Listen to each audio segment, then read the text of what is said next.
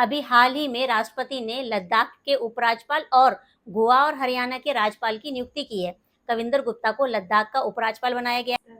वहीं अशोक गजपति राजू को गोवा का राज्यपाल नियुक्त किया गया है और हरियाणा के राज्यपाल बने हैं आसिम कुमार घोष।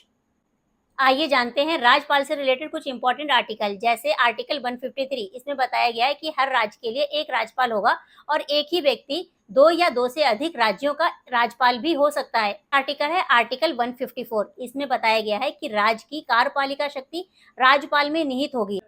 आर्टिकल 155 में बताया गया है कि राज्यपाल की नियुक्ति राष्ट्रपति के द्वारा और राष्ट्रपति के साइन और स्टैंप लगे आज्ञा पत्र के द्वारा होगी। और आर्टिकल 156 में बताया गया है कि राज्यपाल तब तक राज्यपाल रहेंगे जब तक राष्ट्रपति चाहें, यानी कि राष्ट्रपति के प्रसाद पर्यंत तक ही अपने पद पर बने रहेंगे। नेक्स्ट आर्टिकल है आर्टिकल 157, जिसमें बताया गया है राज्यपाल की योग्यताओं के बारे में।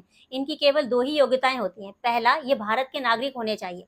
दूसरा, इनकी उम्र 35 वर्ष कंप्लीट होनी चाहिए।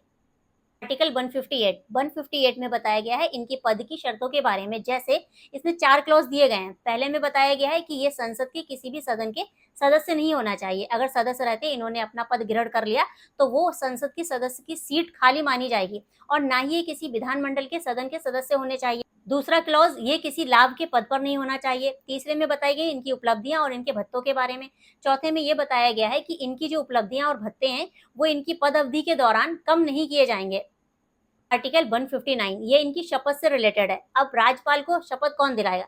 तो राज्यपाल को शपथ हाई कोर्ट के चीफ जस्टिस, अगर चीफ जस्टिस अवेलेबल नहीं है तो उनकी अनुपस्थिति में जो भी सीनियर जज होंगे वो उनको शपथ दिलाएंगे। आर्टिकल 160, कुछ इमरजेंसी में राज्यपाल के कार्यों का निर्वहन राष्ट्रपति जो ठीक समझे वो नियम बना सकते हैं।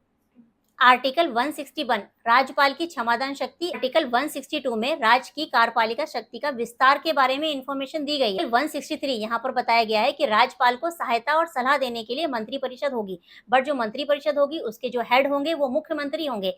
अब आप बताइए ये वीडियो आपको कैसा लगा?